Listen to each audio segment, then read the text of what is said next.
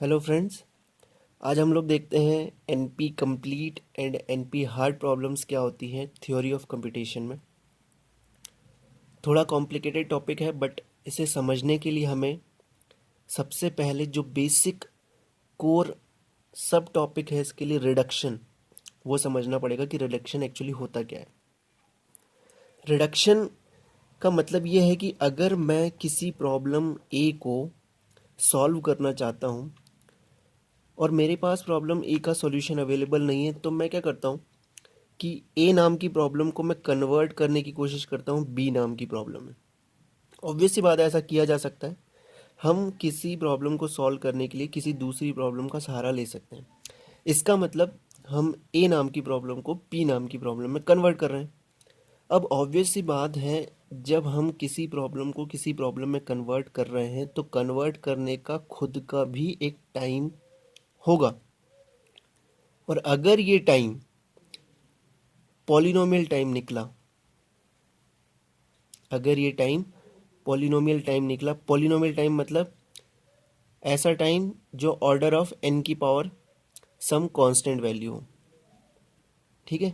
तो हम जब भी रिडक्शन करेंगे तो एनपी कंप्लीट और एनपी हार्ड के टॉपिक्स में यही होगा कि कुछ प्रॉब्लम्स को हम पॉलिनोमियल टाइम में रिड्यूस कर सकते हैं। रिड्यूस करने का सेंस मतलब हमने किसी प्रॉब्लम को किसी दूसरे प्रॉब्लम में रिड्यूस कर दिया, और रिडक्शन में जो टाइम लगा वो कहलाएगा आपका रिडक्शन टाइम। अब देखते हैं एनपी हार्ड क्या है। जैसा कि हम लोगों को पता होगा कि एनपी क्लास प्रॉब्लम्स क्या प्रॉब्लम्स होती हैं।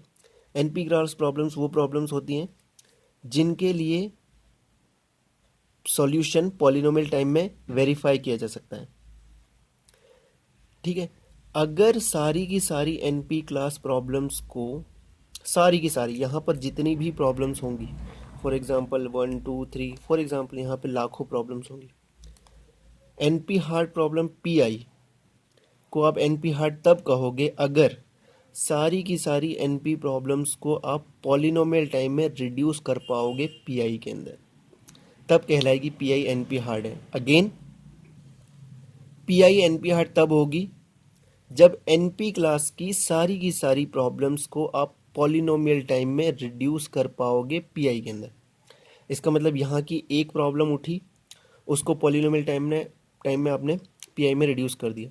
दूसरी प्रॉब्लम उठी, उसको भी पॉलिनोमियल टाइम में आपने रिड्यूस कर दिया। पॉलिनोमियल टाइम में रिड्यूस करने का मतलब हुआ कि एक प्रॉब्लम को दूसरे प्रॉब्लम में कन्वर्ट करना इन पॉलिनोमियल टाइम। तो आप कहोगे ये एनपी हार्ड प्रॉब्लम्स है। सो एनपी हार्ड प्रॉब्लम्स वो प्रॉब्लम्स हैं जो सारी की सारी एनपी प्रॉब्लम्स पॉलिनोमियल टाइम में रिड्यूस हो जाती हैं। अब एनपी हार्ड के बारे में ये आप लोगों ने डायग्राम देखा होगा, एनपी क्लास और ये एनपी हार्ड। एनपी हार्ड कहने का सेंस ये भी होता है, एनपी हार्ड में एक रेस्ट्रिक्शन ये नहीं है कि वो एनपी में हो या ना हो। जैसे मैंने ये साइड डायग्राम बनाया हुआ है, ये एनपी हार्ड है।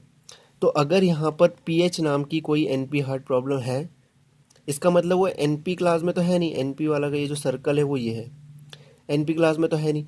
तो एनपी हार्ड प्रॉब्लम्स का एनपी क्लास में होना या ना होना कंपलसरी नहीं है। मतलब एनपी हार्ड यहाँ पर भी एग्जिस्ट करती है और एनपी हार्ड यहाँ पर भी एग्जिस्ट करती है। So NP hard problems are those problems which are polynomial time reducible from all NP classes problems, and NP hard problems का एनपी क्लास में होना या ना होना ज़रूरी नहीं है, ठीक है। अब बात आती है एनपी कंप्लीट की। अगर हमें एनपी हार्ड समझ में आ गया तो एनपी कंप्लीट बहुत ईजी है। एनपी कंप्लीट प्रॉब्लम्स वो प्रॉब्लम्स होती हैं जिन्हें आप रिड्यूस कर पाते हो पॉलिनोमियल टाइम में, जैसा कि एनपी हार्ड में होता था। बट एनपी हार्ड प्रॉब्लम में से वो प्रॉब्लम्स जो एनपी के अंडर में आती हैं, जैसा कि हमने यहाँ पे देखा था, ये पूरी की पूरी प्रॉब्लम्स एनपी हार्ड थी, लेकिन इन एनपी हार्ड प्रॉब्लम्स में से वो प्रॉब्लम्स जो एनपी क्लास के अंडर में आ गई वो कहलाती हैं एनपी कंप्लीट प्रॉब्लम। तो वो सारी प्रॉब्लम्स यहाँ एग्जिस्ट करेंगी। इसका मतलब ये भी है, final definition NP complete problems की ये हो जाती है कि NP complete problems NP class की सारी प्रॉब्लम से पॉलिनोमियल टाइम में रिड्यूस हो जाती हैं, एज वेल एज वो एनपी क्लास के अंदर रिसाइड करती हैं। जैसा कि हमने यहाँ पर लिख दिया कि एनपी कंप्लीट प्रॉब्लम पी कब कहलाएगी, जब सारी की सारी एनपी प्रॉब्लम्स पॉलिनोमियल टाइम में हम रिड्यूस कर पाएंगे, एज वेल एज उन प्रॉब्लम्स का एनपी में होना ज़रूरी है। तो मेरे ख्याल से आप लोगों को समझ में आ गया होगा, और अगर कोई डाउट्स होंगे तो आप पूछ सकते हैं। Thank you.